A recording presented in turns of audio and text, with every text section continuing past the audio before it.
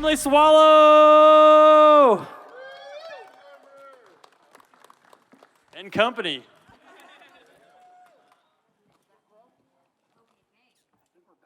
Look at this. This is an escort, a fancy escort. There you go. Hi, Emily. How's it going? I know. There you go. Hi. Welcome. There you go. There's your microphone right there. These are all my friends. I know. I want to know what. Okay, I know who you are. Obviously, we got Bo here. What Mando are you? Death Watch. Look out. There you go. What are you? Custom Mando. It's a custom. Yeah, but what's your custom? Who? Sasha. We have Sasha. I've already met Gold Mando here, which I like, especially with the gold chain. And who's back here now? Oh my gosh, Tuscan. You have a tiny Tuscan Raider. My Tuscan foundling. Tuscan family. Nice. Aw, Tuscan family photo. And I'm Criquasur. I'm more of a tech Mando. Tech Mando, right on. Thanks, All right. everybody. Hey, thank you guys. Thank you all. Yay! All right, this is the way. This is the way off stage. Okay, thank you. I gotta think, Emily. I gotta think that forever, whenever somebody does some sort of like directional thing at the airport and says, "Hey, Emily, this is the way," like I gotta think it has like forever just changed. I mean, well, people. What's really funny to me is that people do it all the time as if like they're the first person to have thought of it. But it's such a useful phrase. It is very common. It pops up in a lot of situations, and I don't mind that because I was the very first one to say it. So, I mean, on the show, it's been used elsewhere, but yeah. All right.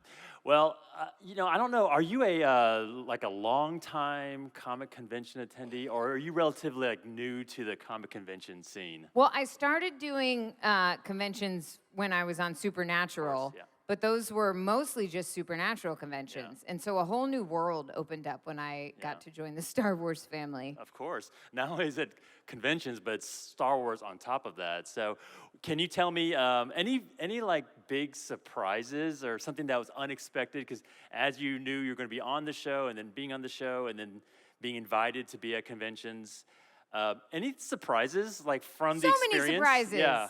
Well, I mean, first of all, my lovely escort onto the stage, the Mando Mercs, I didn't know that these costuming groups existed. Okay. And so I remember when we had the premiere of season 1 of Mando, I got out of the car to go do the whole red carpet thing, and there was this massive group of people dressed as Mandalorians.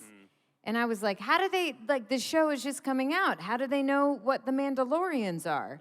Because I didn't know that much about the Mandos, I admit. I'd seen all the movies, but I hadn't seen and I'd started watching the animated stuff to prep for the show. But I didn't realize that these costuming groups showed up in such full force. Yeah. And now, I mean, one of the biggest joys to me every time I do a convention is getting to meet the various, the 501st and the Rebel Legion. And then getting to do stuff with them outside of conventions. I've done some hospital visits and just getting to be a part of all the incredible things that they do. So I think that the biggest surprise to me about conventions in general is how much good comes out of them, how much service and generosity. And so not only is it this place where we all get to geek out over the things we love, but there's good that's put out into the world beyond that. Yeah, well, speaking about geeking out about things that we love, before we get too far into Mando, let's go back to the beginning. This is a room and a convention filled with so many fans that just love everything from comics, TV, film. When you were younger, what were you a fan of? Like when you were little, like what was the thing that you geeked out over? She-Ra.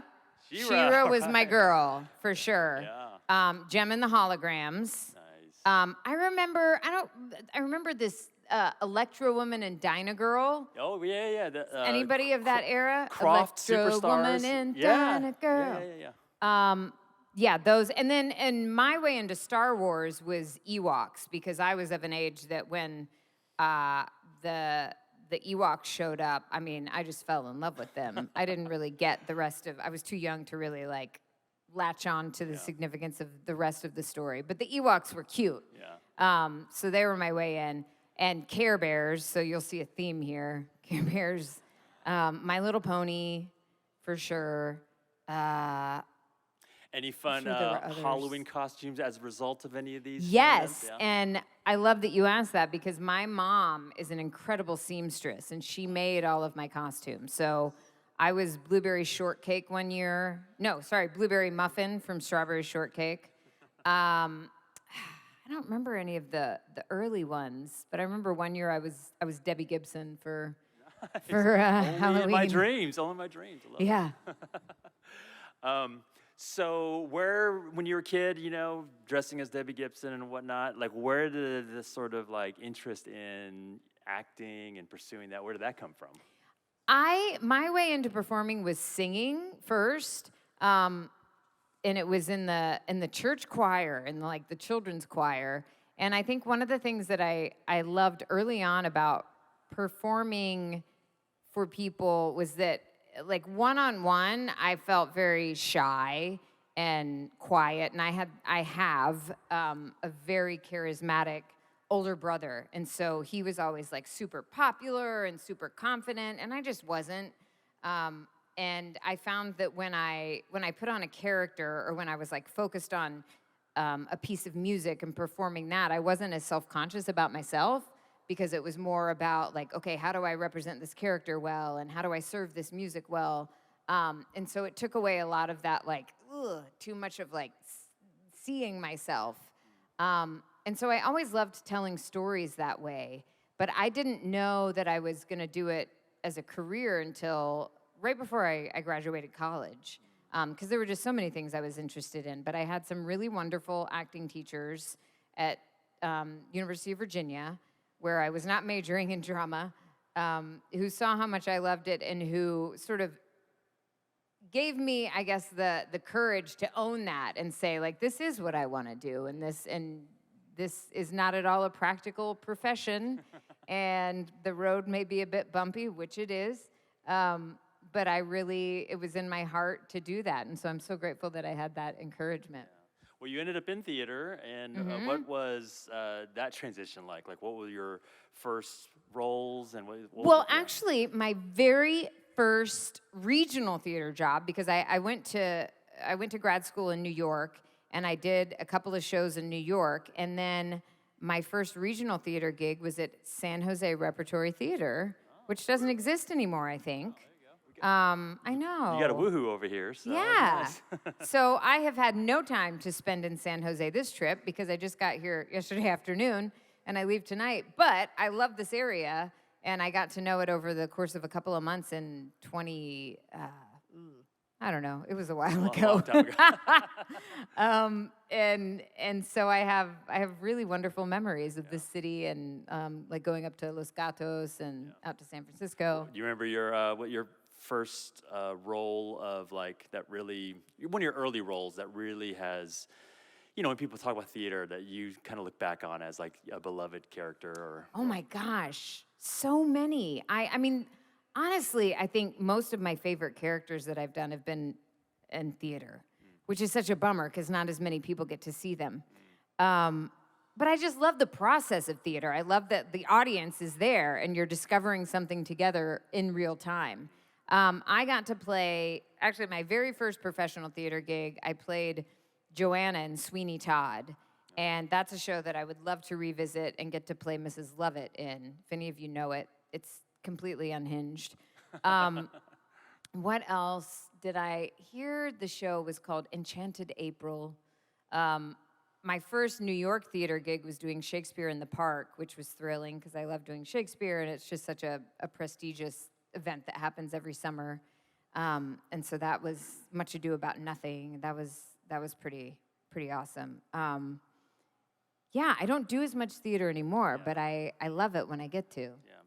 Well, transitioning now from theater to TV, film, and all that, what was that like? Did you, from when you were in theater, did you always have a goal of, hey, someday I want to be on film? And then I thought all I was going to do was theater. That was all I wanted to do. Yeah. I didn't understand why anybody would, not I didn't understand, but it wasn't as appealing to me to go to a set and to be doing this work, like, really with a room full of people who are supposed to not react to what you're doing at all, you know? But I quickly learned that it's very hard to make a living just doing theater because it doesn't pay very well. So my first TV gig was on Guiding Light, the soap opera that is no longer with us. Yeah. Someone's clapping out there. Were you a look at Guiding that. Light fan? Did you watch it the whole way through? No, because when I went to college, it was harder to access. Yeah. Run home after school because it came on at 3 o'clock. I grew up in Canada. 3 o'clock, and I'd be there watching. Do you remember Harley and Mallet? Look at her face. Okay, so Harley and Mallet, yes, those names, were like a major couple on the show, but they were not together. And apparently, because I didn't really know anything about the show till I got cast on a few episodes, apparently their marriage had been broken up when Mallet had had an affair with his cop partner 10 years ago. So I got cast in a flashback as his partner. And we were undercover, and of course, when a lady cop goes undercover, what else is she gonna be but a prostitute? Because apparently there's nothing else.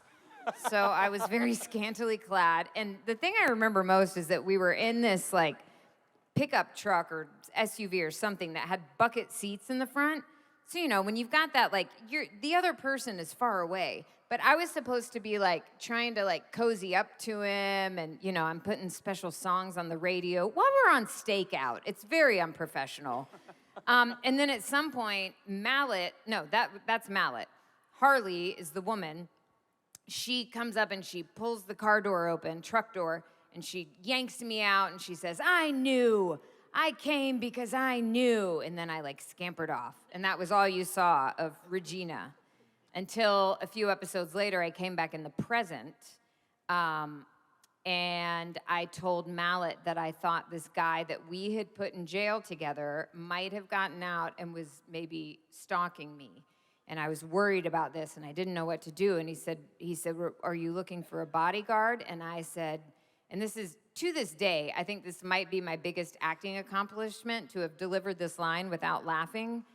I had to say, "You can guard my body anytime, Mallet." That's an Emmy written all over it. I mean, right? Yeah, Regina and Mallet did not wind up together. I don't know what happened to her, but it was an interesting thing to be thrust into that kind of television, because soap operas, I mean, there's only like 1 or 2 left, I guess, Yeah, but the number of scenes they have to shoot every day and the work ethic all of those actors have, I think was really useful for me to get to see, even though I didn't have a desire to be a regular on a soap opera, but just to see that if you know, you don't always have the luxury of time to go back and like do another take and get things just right. So you really do have to come in as prepared as possible. And then if something goes wrong, just accept it and see where you can go with it. Because on those shows, like if they mess up a line, sometimes they don't get to go back and do another take. So they just have to, you know, this is exactly the way it was supposed to happen, and now we're going to do this. And I think that for me, that makes the process more fun, because it's not as like stop and start and like, oh no, I have to get it just right. It's really trusting that the inspiration that comes out of the moment is exactly what you need.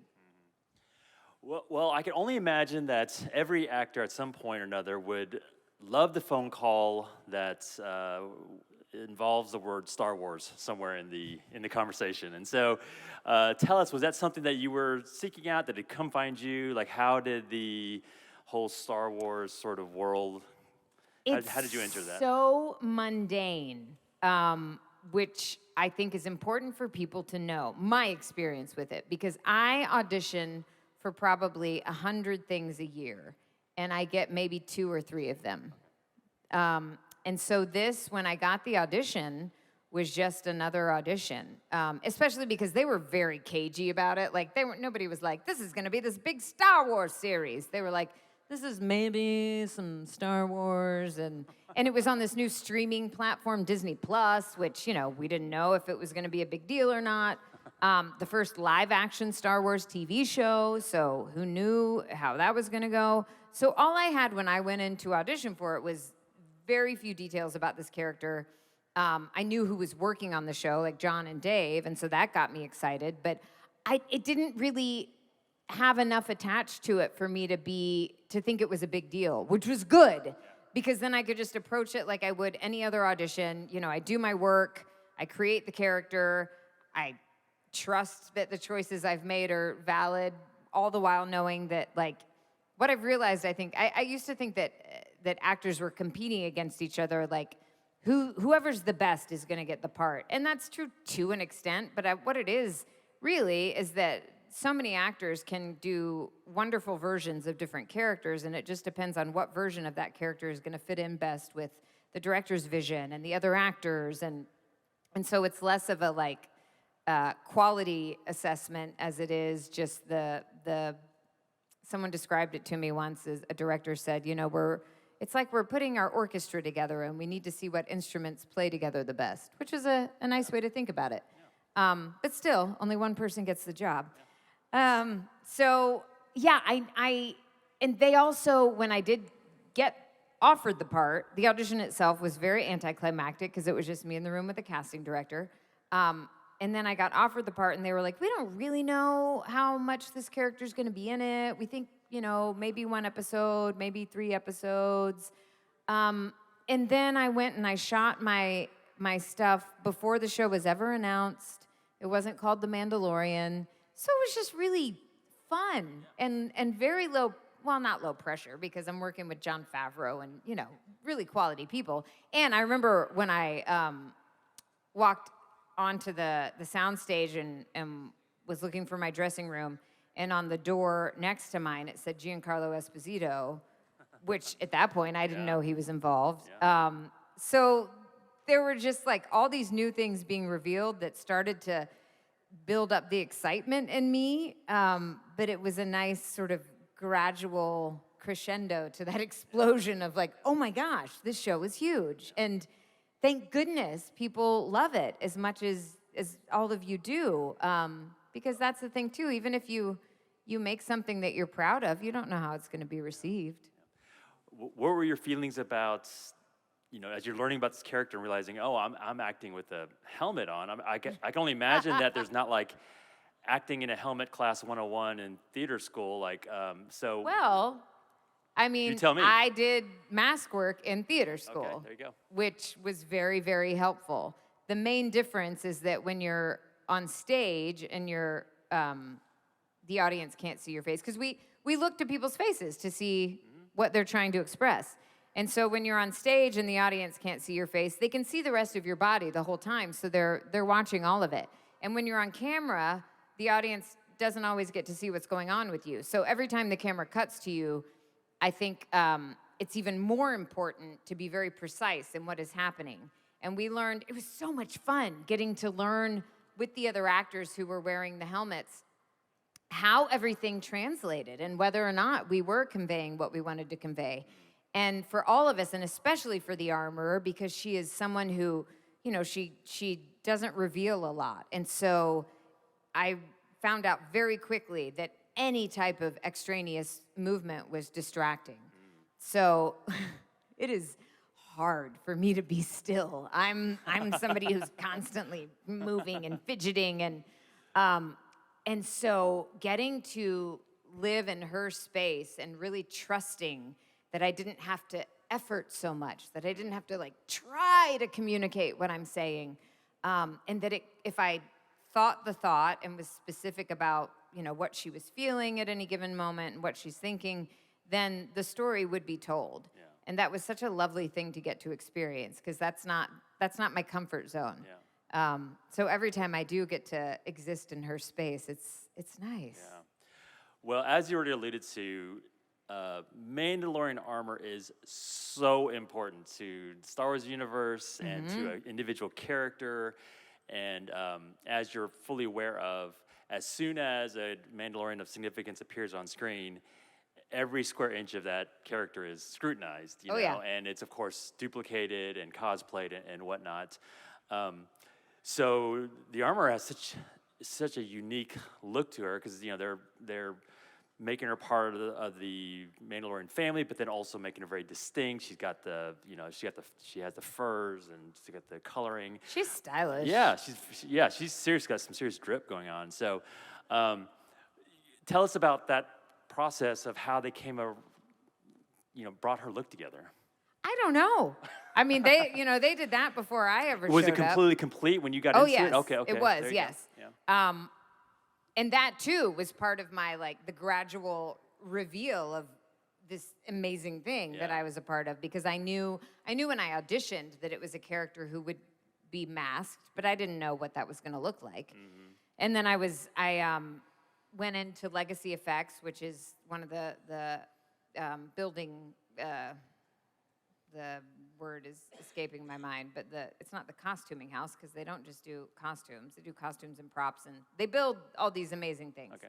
I went in for a fitting, and they did a cast of my torso, but I still didn't know what it was going to look like. And then the thing I've realized about being a part of projects that are very secretive is that every department they don't want to reveal anything they're not supposed to, so they just sort of assume that and they don't ask and they don't offer. But then at some point, somebody, because I was like, oh, this is interesting. What is it? And they said, well, haven't you seen a sketch? And I said, no, I have no idea what she looks like. Yeah.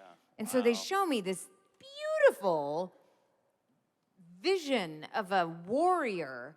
And I wish I could claim that I'd had input into it, because I love that it is very strong, but it is, she's wearing a skirt, but it's not girly, but there is a nod to that femininity. The fur is completely impractical, but it looks great. I often wonder, I've decided that it is probably some non-flammable space creature. Yeah, there you go. And that she's so confident in her blacksmithing skills that she doesn't worry she's ever going to catch fire. Mm-hmm. But then I don't know how she avoids that with the jetpack. So it's got to be a non-flammable space creature.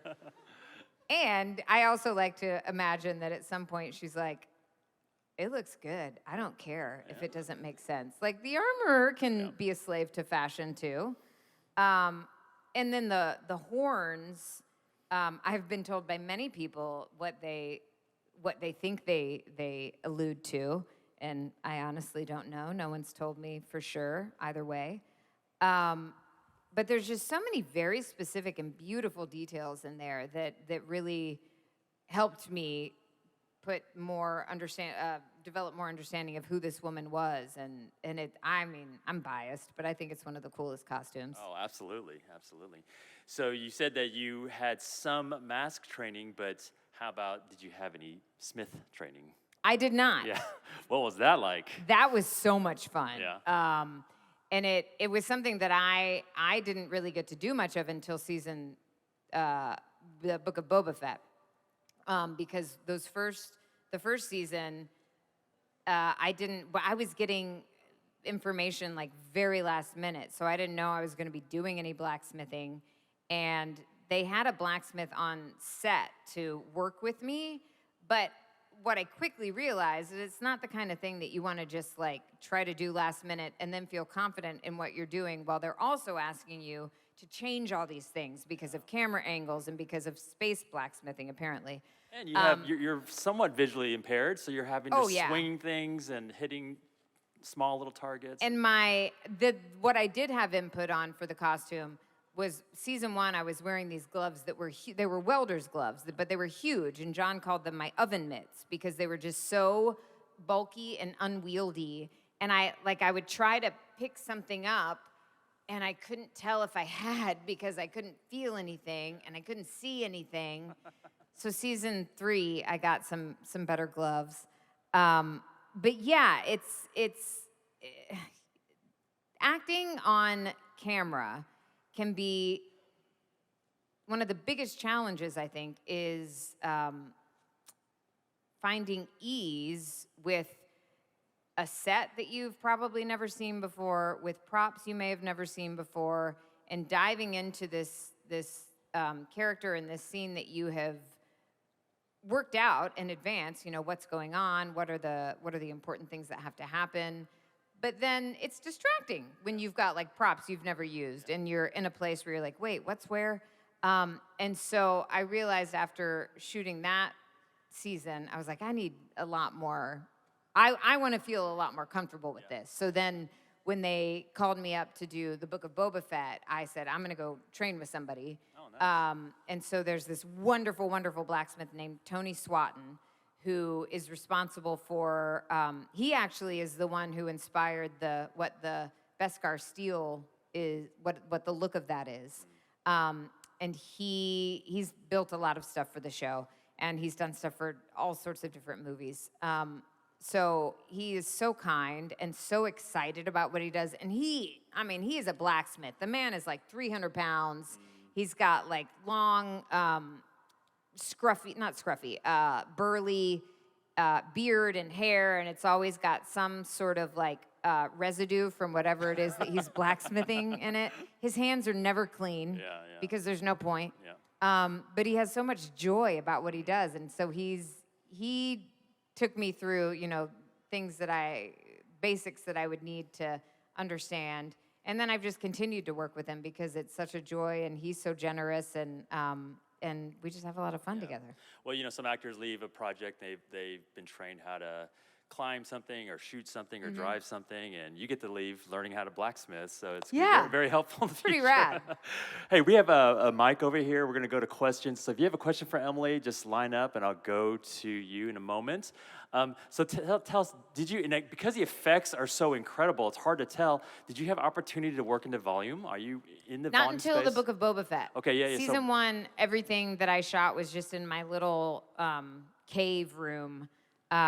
And so I would like walk by the stage where they were doing the volume, and I was like, wow, that looks really cool. So for our guests, if you want to explain what the volume is and what it was like to actually work in that space versus being in a physical space. So. Yeah, well, the volume really, it enables, so the volume is this like giant wraparound LED screen, and they project on there whatever location they want us to be. And it's sort of trippy because also when they're shooting it, it moves depending on how the camera moves. So when you're the fixed object standing there, it's a little weird.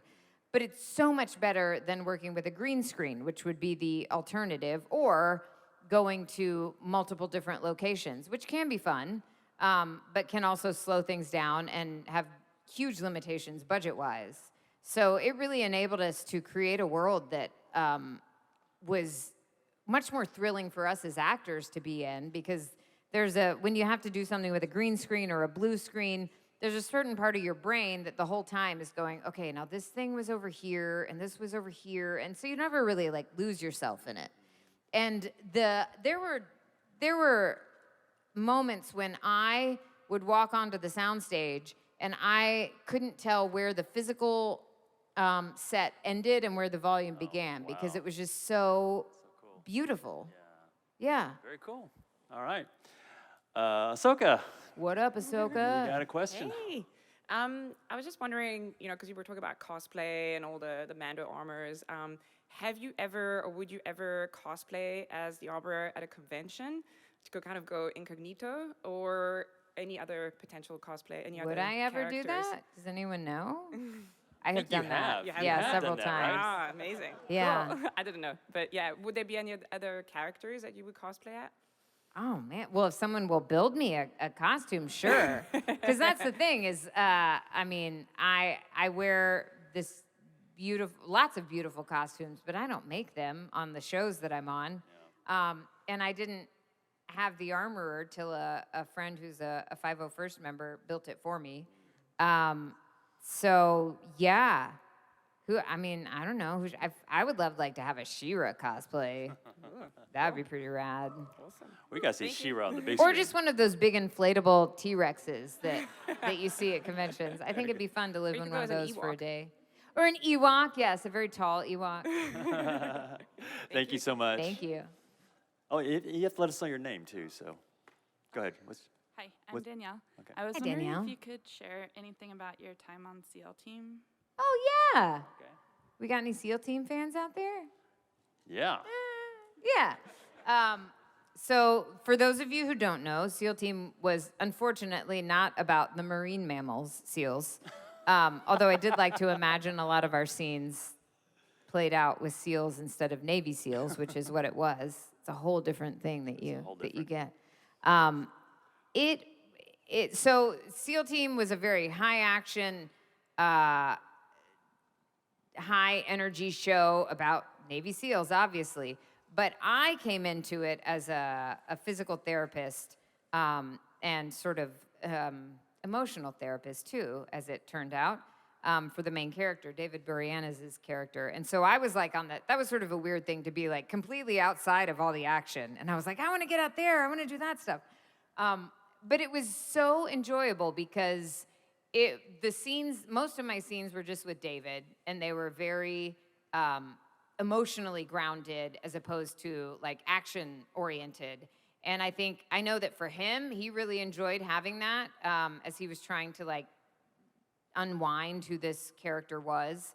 And I really appreciated being a part of it, like seeing how much care was taken to accurately represent this kind of lifestyle and the danger that these men and women are putting themselves in, and the emotional toll that it takes. Because that was the main thing, is we wound up, of course, having a romance, because it happens on a TV show.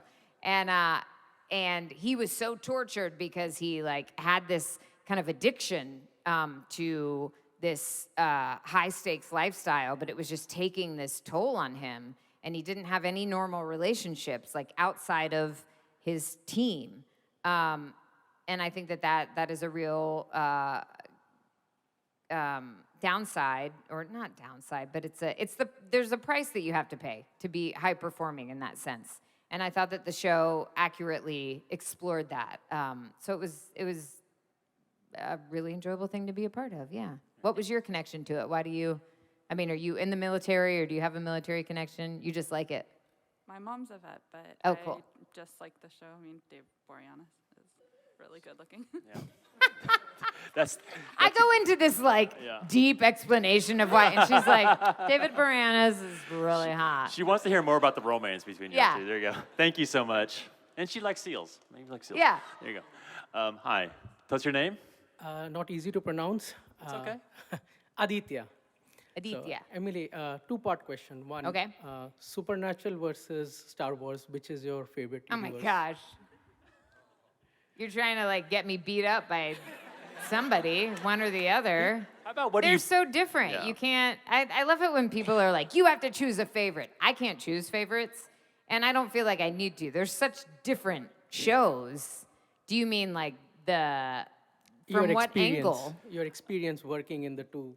How about what you appreciate the most out of your supernatural experience? Yeah, I mean, for me, Supernatural was the first time that I got to play like a villain, although she didn't really wind up being a true baddie, which I loved. And it was so much fun. I loved that they wrote her to be, yes, she made some bad decisions because she was smiting people and sucking their souls, but you could see why she was upset, why she was a little cranky. And I thought that they did a beautiful job of really creating this character who I saw that a lot of the anger that she acted with was born out of pain and sadness and feeling misunderstood. And so to get to explore someone like that and to be given permission to smite people and to I got to do some fun stunts on that. And got to I was impaled with a spear, and so all the special effects were really fun. But it's also just both shows, the actors, well, not just the actors, the entire creative team working on those shows are incredible and so hardworking and so generous and so trusting of each other. And for me, that's what makes the experience. At the end of the day, of course I want it to be a good final product. But something can look good from the outside, and it could have been hell to make it. Or you can love making something, and then nobody likes it. And so both of those, I feel really lucky that I loved making them, and they have very passionate fan bases, and it seems like they do okay. There you go. Thank you. Part 2. What's your favorite? Oh, I'm a big Supernatural fan. Okay. Part 2, really controversial. Sam or Dean? Dean. Thank you. Yeah. All right. Thank you. Yeah. Let's try not to get Emily fired with the I know next he is. question, so. You both of those questions. You know. want someone to beat me up. Yeah, there you go. Sam's great. I just didn't spend much time with him. All right, Halo. Hi, my name is Dustin. You may have seen me from yesterday. I have a question yes. about your experiences in The Last of Us Part 2, shout out, and your time as an armorer. I have to ask, what was one of the best highlights you had on set being that character and a character in Last of Us Part 2? Okay, well, The Last of Us Part 2, I had done some mocap work before and some video game stuff, but that was the first time, like, being a part of that game was a whole different experience because Neil's vision for the way that he wants to utilize gaming to tell really stories that are so significant to him was something that I hadn't encountered before. And so even though I was just a very small part of that game and got to meet a very grisly end, it was exciting to me to be a part of that kind of storytelling in a way that I hadn't experienced before because I just hadn't been a part of something with so much depth. And it was fun. Fun fact, I worked with Jessie Graff as a stunt. She was my stunt double on that. And then there was a couple of days, I guess, when she came in and she did some stunts for me on Mando. And she's incredible. If you guys don't know who she is, she was like American Ninja Warrior, and she's phenomenal. Seen that on TV. Yes. So that's what I would say about The Last of Us Part 2. Wait, what was the other one you asked about? Your experience being the armor from The Mandalorian and Book of Boba Fett. Yes. What specifically? What was your best highlight on set? Oh my gosh. Best highlight. Or at least one of them, Yeah. if that helps. I mean, there were so many. But a particularly thrilling. Well, this wasn't on set. How Never much of mind. the action, we really started getting later in the season in Boba Fett, when you got into the action, are they letting you do, some of the So here's stunts how yourself? that went down. Yeah. Well, here's how it started. It's one of those, like, here's where it started. Here's where it is. Season 1, again, because I didn't have advance notice on much of what was happening at all. So, like, 2 weeks before I was supposed to be shooting my stuff for the last episode of the season, I saw that I had a big fight. And I said, oh my gosh. I was like, put me in, coach. Like, I'm very active. I don't have a lot of fight training, which is important to the story.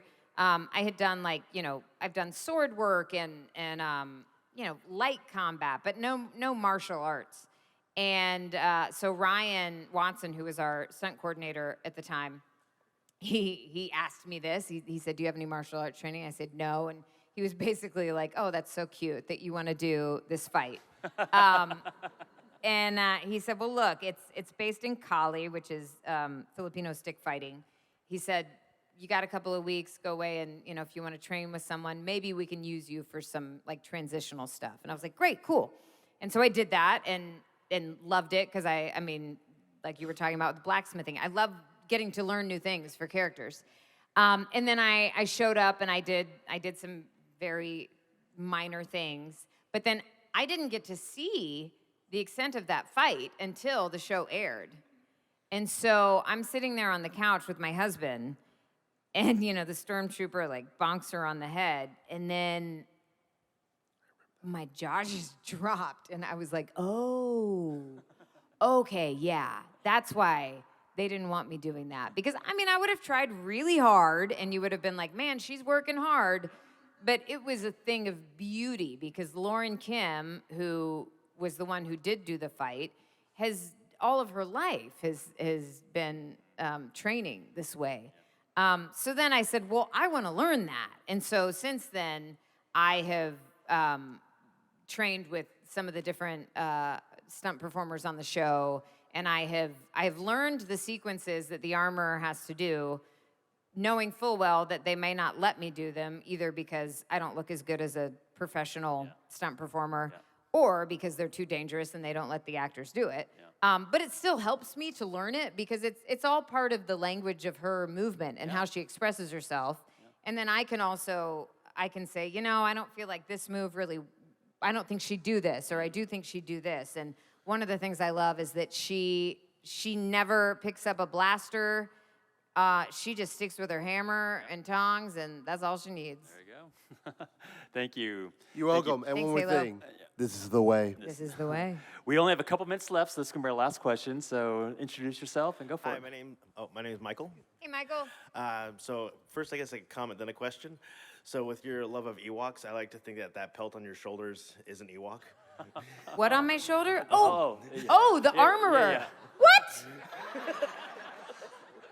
I have never thought about that. Wait, but how does that work? So you're saying the armorer does not love Ewoks? She loves them so much, she wanted them to be part Maybe of her. that was her favorite Ewok, and when he died, she got a little too attached. Maybe that was the Ewok's request at his own Yeah, request. maybe that was in his last will and testament. Okay. That's very dark and weird. I but like okay, go this ahead. idea. Your question? And then my question, goes back to Supernatural. So what was it like coming so late into the series, like season 11? They already had the 10 seasons. So what was it like joining that already like a so established franchise? That's actually a really great question because you never know what that is going to be like. When you're coming into a show that's already been going for a long time, you don't know if you're going to go into an atmosphere where everyone is like, oh my gosh, we love this show and welcome. Or if you're going to go in and people are going to be a little tired because especially, and shows don't get shot this way as much anymore with streaming. But with that show, doing 22, 23 episodes a season, it meant that they were shooting 5 days a week, most of the year. And then, I mean, for Jared and Jensen, like they had families in Texas, were shooting in Canada. They were doing conventions most weekends. And so logically, you could expect to go into that scenario and find people who are like, okay, look, we know how to do this, just fall in place and here's what's happening. And I have had experiences like that. This was not that way. The amount of passion that they brought to the show, the amount of trust that they put in all of the guest actors who came in, and the amount of input that they wanted us to have was wonderful. And it was so much fun. And I think that that's part of the reason that the show ran as long as it did, is because they had that generous atmosphere where new ideas kept coming in, and Jared and Jensen were very, solidly grounded in who their characters were, but they loved getting to see like what else they could find in those characters with all these wacky new guest story arcs that would happen. So yeah, it was a lot of fun, and we laughed a lot. I think because the show is so dark, like everybody, we just acted like complete idiots when we weren't shooting scenes. I mean, like the episode when Ruth and I were, when Rowena and Amara had a scene together, and it was very serious. Like I had so much fun shooting that with her. Also because there's hardly ever a time on the show when it's just like two ladies. It was very weird, I think, for the crew. They were like, what do we do with this? And they were all like so respectful, and so they were a little confused sometimes when we were goobers. There you go. Thank you very so much. Thank you. Thank you. All right, well, I know you can't say much as we conclude. Is there anything that you can share about the Armorer in the future? Or the last we've seen, is there more or less? Is there anything possibly that you can give us? What do you think? Well, I have a lot of hopes and dreams. Do you Me have too, anything? me too. Okay, there you go. All right, so to conclude, we're going to get a big selfie. So we're going to ask you guys to stand up, to scoot in, bring the Mandalorians up, and then we're going to have you come up here, and we're going to